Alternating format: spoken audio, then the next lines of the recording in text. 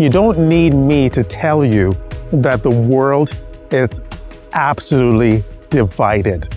By the way, I'm at Vimy Bridge right now. Do you see that right behind me? This is Vimy Memorial Bridge in Ottawa. Before they built this bridge, my extended family, some of them, by the way, they live right across the bridge, almost like in another town, right? It's almost like a town. Before that happened, we had to travel quite the distance just to get to them, because right over here is Rideau Canal. Yeah, it's a long body of water, but we had to drive all around just to get to them because there was no bridge. Thankfully, the bridge is here. And what do I mean about all of this? As writers, as creators, we are all about building bridges. Whenever you're doing your art, whenever you're writing your book, it's bridge building. You want to connect with people. That's the strength that we have as writers, is that connection. It brings people together. It doesn't matter what side of the political aisle they're from.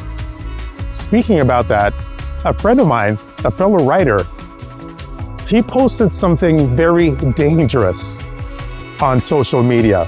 There was somebody in the spotlight, a political figure, and he said that if anyone likes this person, then he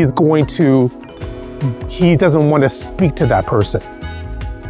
He drew the line in the sand and he said, okay, I don't want to talk to you if you like this particular political person. This is career suicide. And he said to me a couple weeks ago, or a little while back, he says, York, man, I messed up. I shouldn't have said that. Because he lost a lot of his audience. They left. They said, well, you mean if I like this person that you despise, you don't want to associate with me anymore? And I said, yeah, you made a mistake. You can't divide your audience like that. There is a caveat to this, a small one. If you are a political writer and you're writing political opinions, that's different. But you have to own that. You have to say, okay, this is what I'm writing about. But for the most case, we are entertainers. Yeah, writers are entertainers. There's a famous person in Hollywood, and he said that he is not going to make a movie or associate with somebody that's a conservative. Wow. I couldn't believe it. He actually said that he will not be on a movie set, if he knows that that person is a Republican. He said that. That's ridiculous. And so many other famous people in Hollywood, they have said certain things like that, where they have so much animosity, so much hate for the other side. And then what happens? It divides. It divides the audience. There's no bridge anymore. For myself, since I'm a product of the 1980s, when an artist, a celebrity, a rapper, doesn't matter who that person is, they kept, for the most part, their political opinions to themselves. Why? Because they didn't want to divide their audience. That was smart. I remember back in the days when I used to watch, let's say, David Letterman, as an example.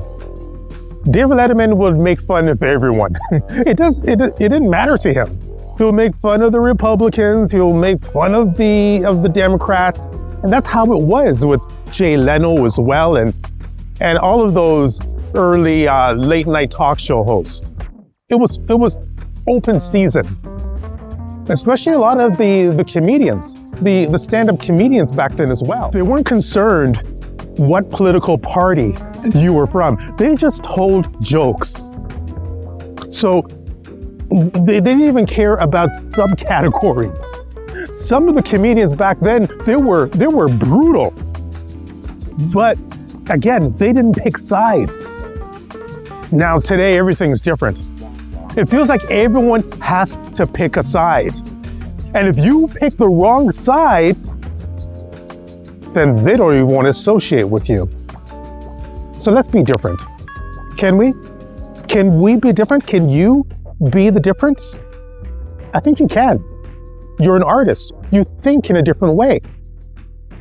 We're about building bridges, like, as I said, like the Vimy Bridge behind me. That's what we're about. So do that. Please leave your comments down below. Let me know what you think. Thank you so very much for listening, for watching, and I will talk to you soon.